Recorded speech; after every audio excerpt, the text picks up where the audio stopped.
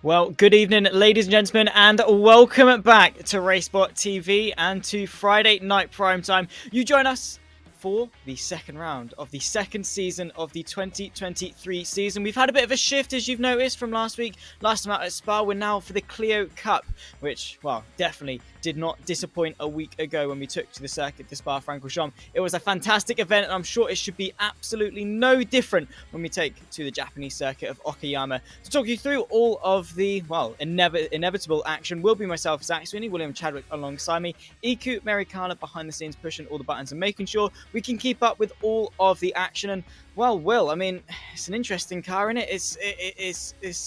It's not the most powerful thing in the world. It's not got a ton of downforce, but still a bit of fun to throw around a circuit. Well, these types of cars always tend to produce the best racing as we look at the schedule here. Of course, like Zach mentioned, we were at the Circuit Spa-Francorchamps last week, and we're now here at Okayama International Circuit. So quite a difference considering, Spa, very, very long straights, especially for this car, very, very long lap, whereas Okayama's a bit more of a conventional track. Next week we do head to Monza, and there's plenty of other tracks there that you cannot wait for, I'm sure.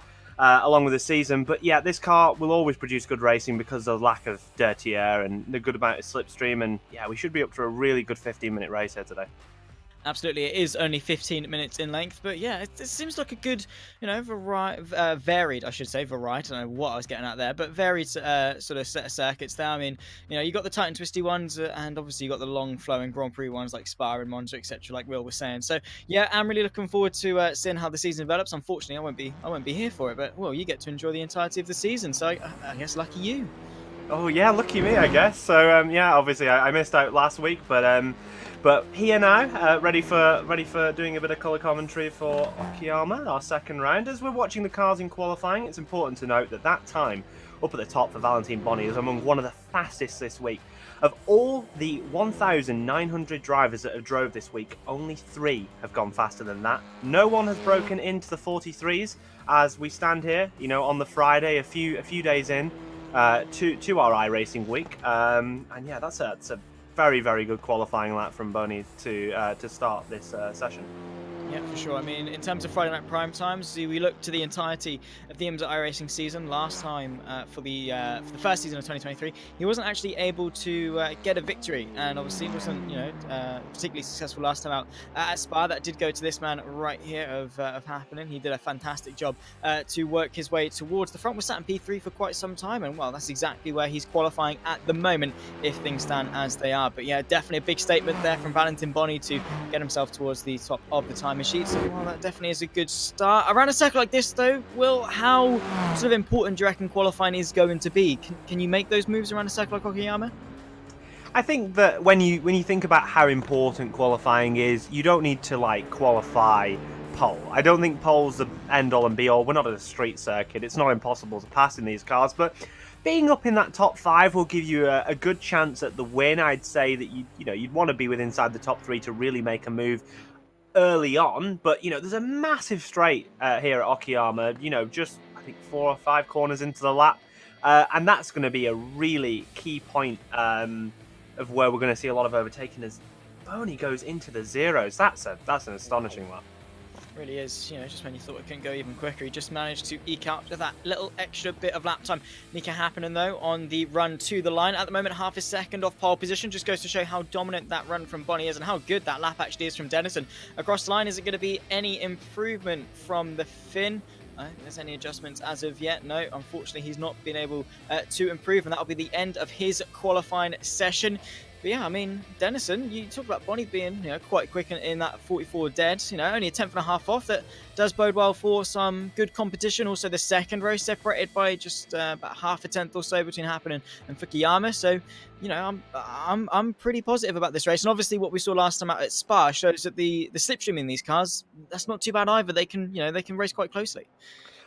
Absolutely, Zach. I mean, looking at it here, that gap between Boni and Denison is not big enough for them to be able to get away from each other, I imagine, unless we have some sort of kerfuffles going on. But yeah, the gap to the 3rd and 4th of Happen in Fukuyama is a bit more concerning, but I still think, anything can happen. You know, we could see third or fourth entering halfway through this lap in P1. So yeah, I think it's all depending on how the racing goes. You know, it's not a very long race, so people will definitely be wanting to get a move on with it fairly soon.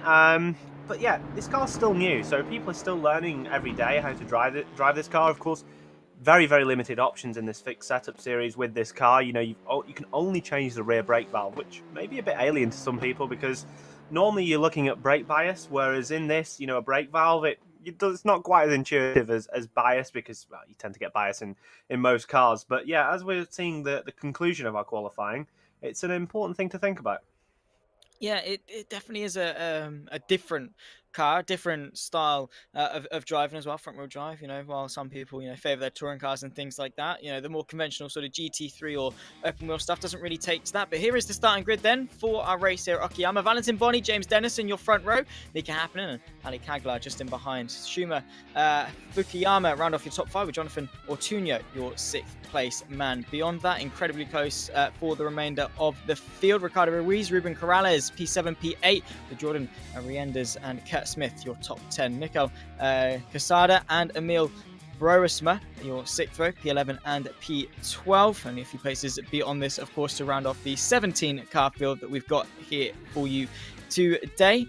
There is Adam Kishmaratek, Ilya Toropov, Jose Antonio Zamorano, Juan Pablo Barba, and of course, Callejas, your P17 and final driver on the field for today. In a fairly competitive grid, we've got a bit of a range in our strength of field. We've got 6.9k. This is Valentin Boni race for 7k, and then all the way back at the bottom, we've got a 1.7k. Well, three 1.7k drivers, so quite a range in our strength of field today. Yeah, definitely a good range of drivers. We've seen some decent softs across the week. This is certainly not a bad one. But something that I was thinking about just while you were talking through that grid there is this car really is it's an extension of the ladder that iRacing is trying to build, from the Mazdas to now the Clios, then the touring cars, maybe the GT4s, and you get into the GT3s. They've done the same thing with the Formula car. And this is really that stepping stone between like the Mazda and going into something like the touring cars, or maybe even GT4s or something like this, and that's kind of the idea that iRacing have tried to build up across the last year or so. For sure, it's nice to sort of have the versatility that iRacing does. You can jump into pretty much anything at anywhere and have some fun with it. And obviously, it opens the door for some newer drivers to take that step up slowly but surely, which is definitely a good thing for the service. We're moments away from getting ourselves underway, Will, and I'm going to ask you the question: who's coming out on top today? Happening, because he's got a cool name.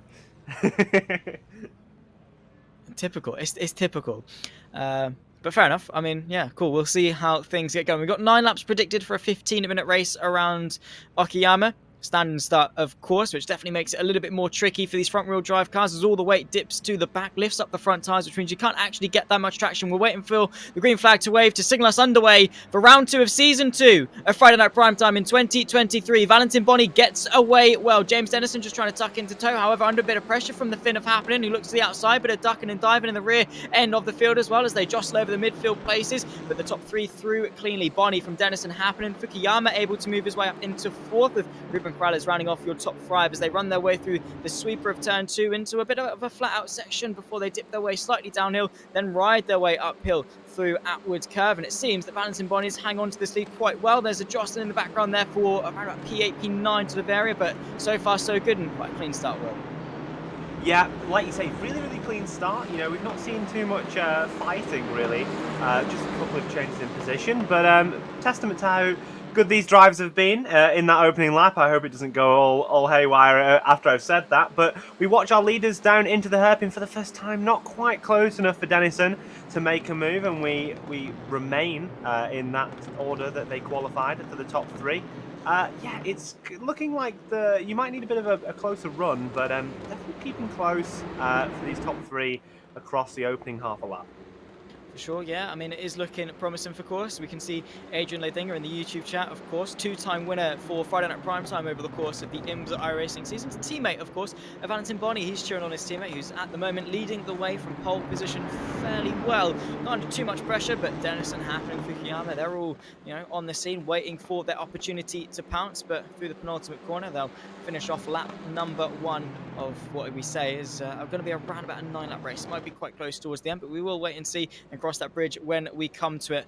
Running their way out, of course, of the final corner, and there we go. Bonney leads a lap. 1, 2, and 3 are the top 3 highest I-rated drivers, and oh wow, in the background, who's that off towards the back end of the field? That is a huge off. It's side by side here. Marindez versus Smith trying to fight over P10, P7, I should say. Marindez able to hang on, and well, Pablo Barber not having the best of times through that final corner. Well, No, looks to be just a mistake maybe. I'm not quite sure. I haven't quite seen it on my end, but yeah, it's something that can really ruin your race. And we've seen it off. Ricardo Ruiz, something got into the wall there for the Gulf livery car. Oh, that's a shame, really. And he doesn't sound happy in the chat. Doesn't sound happy in the chat for sure. yeah, well, they never are really, because we're sim racers, we're racing drivers, and while we do not like it when things go slightly haywire in the fight for the lead, is there going to be any changes into the hairpin at the back of the back straight? Not really, no movements for the entirety of the top 6. Any movements just in behind? They are quite close. Ruinda, Smith, Kaczmarek, and of course Brosma are all fairly close together in a little fight for 7th. Bit of a breakaway though, of course, the top 6 as Kaglar rounds off them, and then of course it's a bit of a gap back to the rest of the field, but everyone's staying quite close. It's definitely not bad start, and as we were saying, actually here we go, here's a replay of what happened to Juan Pablo Barber. He just turned in a bit too late, Will, I think. Yeah, just a bit too much speed carried, maybe left the braking a little bit too late, not wanting to lock up those front brakes, and yeah, just ran out wide, and as soon as you hit that grass and gravel, you've got no grip at all. Looking at the Ricardo Ruiz replay, as we saw have a crash into the, I think there's a tyre wall, surrounding turn number 2. A bit of wheel-to-wheel contact, and yeah, cars just got collected together, and yeah, no, into the wall actually, so that'll be some big damage for Ricardo Ruiz, and pretty much race over in a race this short. Yeah, there's not really much time for you to recover. Oh, that's close. There's Barber trying to go to the outside of Ruiz, and well, finds himself onto the gravel again, able to keep it going. And well, fortunately for him, he's not found himself in the same time area. But as Ledinger said, yeah, fair play for that Clio to be able to hang on after that big of a crash. Here's Ortuño trying to hang on to Brosma, who's having a bit of a look, not quite able to find a way through on this particular occasion. The fight for the top 10 still raging on, however, and well, it's a fantastic fight up and down through the field, the entirety of it, while those that are still sort of quote-unquote in the running, separated by just about 10.5 seconds back to Quesada. Toropov not too far back either, in all fairness, but the fight for the lead separated by still just a 1/4 of a second. Is Denison, does he want to go for a move, Will? I mean, the risk that carries, I mean, if he goes for a move and it doesn't work, happening for Okayama, they're there ready to pick up the pieces. Is it a case of he's happy just to sit back for now? Denison certainly doesn't look like he wants to go to a move for this moment in time, as we do see a move into the hairpin between Quesenda and Brosma. So that's a position made up, and like I said, it is a big straight down there, so you can't get late onto the brakes. But yeah, certainly Denison looks to be playing a little bit cautious. He didn't have too much pressure from behind. He's not being forced to make a move. I do say that has happened and has closed up significantly through those double hairpin section. But yeah, it's a new car in iRacing, and there's still a lot of stuff that you don't realise. I think one of the first things you'll realise when you drive this car, is that there's no ABS, and it feels strange because it feels like a car that should have ABS, but it doesn't have ABS.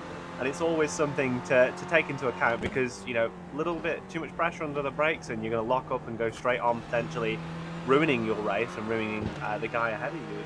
Get a guy ahead of you's race as well. So it's something to take into account.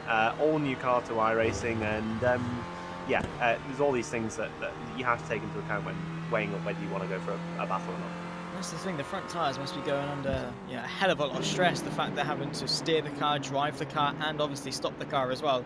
Yeah, the majority, obviously, it depends on where you shift the brake valve and things, whether more of it goes to the front or the rear or whatever. But the front tyre's definitely taken a lot of the brunt, which is for sure definitely going to be over the course of a longer race, probably shred the tyres a little bit. But fortunately for them, it's only a 15-minute race. But definitely for sure, it does limit the grip that the car does have, which guess makes it a bit more fun in some aspects. Front wheel drive cars never really been for me. All the way back to when I drove the Scirocco in a bit of an arcade game. I was like, no, yeah, absolutely not. I cannot fathom this car. Get me some oversteer, please. I want to slide. I don't want to be going into the gravel because I put the power on too early. I'd rather go backwards into the tree than slide into the front of it. So yeah, that's not for me. But definitely they provide some good racing. So I think my aim is to enjoy the people that are actually good at driving. That's going to be my stance on front wheel drive cars. But to each their own, I suppose. I can definitely see the appeal. Yeah, I mean, to be honest, Zach, that does sound like a little bit of a skill issue. Depending on how you set these cars up and how you shift the bias or brake valve around, it can make them a little bit more oversteery on entry to get the rotation. Of course, when you're driving one of these cars, your main priority is making sure you get the car rotated in the first phase of the corner. That's from the braking zone to the apex, and then making sure that you've got it rotated enough where you can accelerate with kind of getting to power as soon as possible, because when you accelerate you lose a lot of that front grip, because the front tyre only has a certain amount of grip available, and you kind of have to balance that in a front wheel drive car between the throttle pedal and turning as well. So that's why the rotation and how people set these up and modify the brake valves as Boney goes off track as we look towards the back for Battle 4-7. Again, it's being a little bit processional at the moment, but I'm wondering whether that's because people are just being a little bit cautious and they're not wanting to show their hand fully on pace.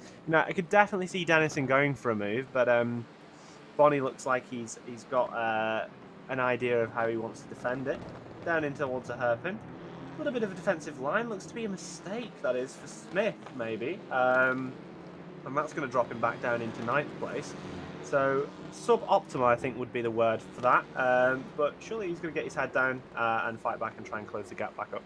If he can, because he's got Ortuño just in behind, maybe into the uphill sort of hairpin. He's having a bit of a look, but not quite close enough really for Ascend. It's one of those corners actually that if you go for the move, chances are it'll probably stick, because you sort of claim the corner and claim the apex, so the driver on the outside can't really do much rather than force themselves around the outside. But yeah, you can definitely have a good go into that left-hander there.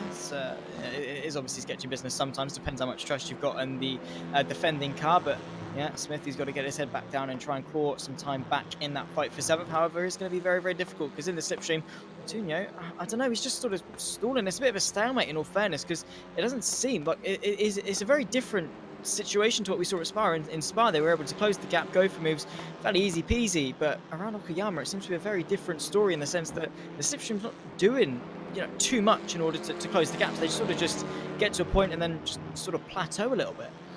Yeah, it certainly seems to be a little bit like not quite enough time, as well as some people, like we see Bonnie here, going all the way off the track to attempting to break the toe. Seems very concerned, Bonnie, about not having that toe as prevalent as possible. Dennison only really seems to be able to get to the low side of the 2/10 gap as he makes a mistake, probably thinking about the car behind him a little bit too much, and it's going to be Dennison and Bonnie fighting for the race lead here. Not quite able to hold off for Bonnie with the defensive line, but it does close up Dennison a little bit more as we go into our final sector of the lap. Bonnie going to go defensive to the inside, sort of half covers it. Dennison doesn't really want to go for it. A little bit deep. Happening's now back in the action. And yeah, it's certainly livened up that little bit, just looking in the mirrors, and a little bit of a mistake from Bonnie nearly cost him the position. For sure, and that's probably the mistake that Dennison is waiting for. It just means that he doesn't have to do as much hard work, in all fairness. If Bonnie does half the work for him, if he makes the mistake going deep and opens the gap for Dennison, he was hoping for that, but obviously the downhill double left-hander tends to favour the inside line, and that's exactly the line that Bonnie was on going into it. But for sure, the pressure is on Dennison, sort of now in his head, you'd have to say, because he's the one that so far has driven really consistently, put the pressure on, and now Bonnie is the one that's forced to look at his mirrors, forced to second guess everything always does, try not to repeat the same mistake twice. And for the final 4 minutes of this race, I mean, he's been really, really comfortable for the majority of it as well. Here we go, a bit of a fight here between Brosma and Toropov, side by side in towards the first corner. The yellow Clio all the way on the right-hand side, the white one trying to go all the way around the inside. That's number 13 machine, beautifully done. Front-wheel drive car, that's definitely impressive, obviously helped by the ZF differential in these Renault Clios, but for sure he's managed to do a good job. He's run a little bit wide though, bit of a twitch to the rear end, and that's going to invite Toropov back to the inside. Filling some of my notes beforehand, but yeah, we've had a little bit of a good battle here for over 13th place. Looks like we're getting a battle for the lead as well.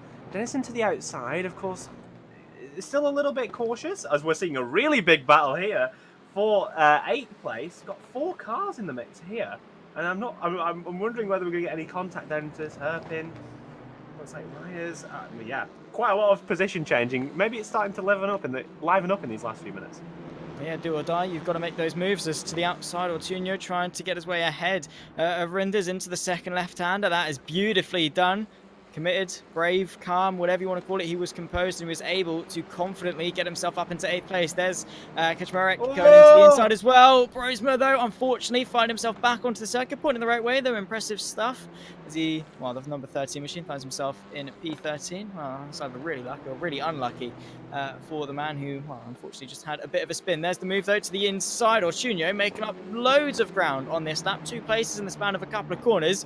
That was definitely a good move, and Smith, well, he had no choice really other than to back out of that one. Yeah, really interesting battle there as we were looking towards the back of the order in today's field. We look like we've had a little bit of a crash for Okayama, one of our higher qualifiers. I'm not sure what has happened there. It looks like he's definitely been off into the gravel. And yeah, that's really interesting. And something to note when you were looking at that crash is you often see these Clios get turned really easily when there's some contact to the rear. That's because, you know, these cars don't weigh much, you know, only 1,032 kilograms across the car, and a lot of that weight is actually over the front axle, and it just makes them that much lighter at the rear. Watching Okayama into turn 1, doesn't look to be under threat too much. Oh, I thought there was going to be a collision there. No ABS, just a lock-up, and yeah, it's certainly very interesting. Yeah, easily done, of course, and well, it's unfortunate, of course, for the number 6 machine to find himself in that position, but well, he finds himself still running in 6th place. Bit of no man's land, though, because he's got 4 seconds up to Kaglar, and well, that's 6 seconds back to Ortunio, so our focus definitely remains towards the front. We approach the penultimate lap of this race. At the moment, we're on lap 7, I think. Is it going to be the white flag this time by? What lap time is there? 1:45. Yeah, it's going to be the white flag. So they're on the penultimate lap now, which means that Bonnie's only got, he's got a handful of corners left to go in this race, and Dennison, he's got to sharpen up his act. He's only got 1 more lap to try and get that move done for the lead. Could this be Bonnie's time in the spotlight? Well, I did see that Dennison did go on the attack on the last lap, but a little bit of contact actually at the hairpin between Happening and Dennison did end up pushing him that little bit further back. Very aggressive braking of the toe for Bonnie, but he's got 1 more lap to go here. He's got to keep it under control. The gap is fairly stable, but definitely enough for a dive bomb into the hairpin, and providing no mistakes, you certainly put your money on Bonnie, but we're definitely going to see a race here in the final lap. Yeah, for sure. Bonnie, he's got his work cut out from though, of course. This is where the desperation, the tension is exponentially raised. The final chances for those in behind to make a move. But 1, 2, and 3, they've been pretty stationary for the entirety of the 15-minute race that we've had on hand. But Bonnie, he's doing a great job forcibly going defensive, just more as a precautionary measure than anything, but all the way off the circuit in all fairness. So definitely not taking any chances when it comes to allowing the number 2 machine through. James Dennison trying to keep him pinned, trying to use the slipstream as much as possible, pulls out to the right-hand side of shot, the left-hand side of the circuit. Not quite able to, goes in deep though. That's going to invite the move for the Finn to dart his way to the inside off the circuit. James Dennison, that has spelt an end to his challenge for the lead, and not only that, potentially his fight for the podium, because Corrales finds a way through as well. Bonnie versus Happening. I don't see this move for the Finn working out. But Valentin Bonnie, there we go. The pressure's off his shoulders. Dennison under pressure, trying to brake late. Of course, not able to have any assistance from the front braking system. And yeah, that's cost him a podium here today. And we like to see it go for it, but just that little bit too much. And as soon as he hit that grass, it was just that bit too late. It was indeed. Well, only 1 more corner left to go for Valentin Bonnie for Undercut Sim Racing. He's had his teammate in the chat cheering him on. And for round number 2, of Season 2 of 2023. Friday night primetime in the Clio Cup goes the way of Valentin Boni. And there we go. Mika Hakkinen comes home in second place, side by side, only a couple of attempts between the pair of them. What a race that was. And there we go. Sheer dominance. Only one mistake that we saw from the number one machine. He takes the top step on the podium. Hakkinen, Corrales 2 and 3 with James Dennison. You have to feel sorry for him in all fairness, but at the end of the day, it was his own doing, his own mistake, and Hakkinen really was not complaining with the turnout of that final lap. No, I mean, Happening's obviously managed to pick up, I think you said he won at Spa, and he's now managed to pick up a P2. That's really good for our little primetime series across this season so far. And, you know, Bonnie getting his first win on primetime, at least we think so, is a great result for him too. For sure. Well, there we go. The results after 9 laps of racing action. Valentin Boni took victory ahead of the Finn of Mika Hakkinen. Then comes the Iberian of Ruben Corrales, James Dennison, P4 with Ali Kankler, your top 5. Shima Fukuyama, Jonathan Ortuño, Kurt Smith, Adam Kaczmarek, and Jordan Rinders, your top 10. Fast lap, of course, going to James Dennison. So definitely the pace was there. Just not quite enough in it for the Brit to find his way up towards the front of the field. That's your top 10, of course. Behind that is Casada, Brezno, Toropov, Ruiz, and Juan Pablo Barber. All of them making it to the checker flag in the end, all 15. So no DNFs or no one finishing off the lead lap, which is a good thing. But then again, you'd probably be a bit surprised if it did in a 15-minute race. But I think, in all fairness, Will, we saw a different kind of race today. I think that, you know, we didn't see out and out brawls or anything like that. We saw more of a quiet, strategical, psychological battle at hand between the top 3. 100%, definitely a psychological, very strategical battle there at the front. We saw Bonnie being very aggressive, breaking the toe, and ultimately it was enough to take the win here in our second week of the Clio Cup Fixed Series here on iRacing.com. And yeah, I mean, what can you say? Great drive, great performance, and fully deserving of that victory. Absolutely. Well, unfortunately, ladies and gentlemen, we only have a 15-minute race in store for you for tonight, and that's how it's going to continue for the remainder of this season. In a week's time, we take to Monza for round number 3 of the iRacing Clio Cup. Beyond that, Virginia, Jerez, Tsukuba, Laguna Seca, Rebel Ring, Kogan, Lime Rock, Alton Park, etc., to round off the 12-week calendar we have.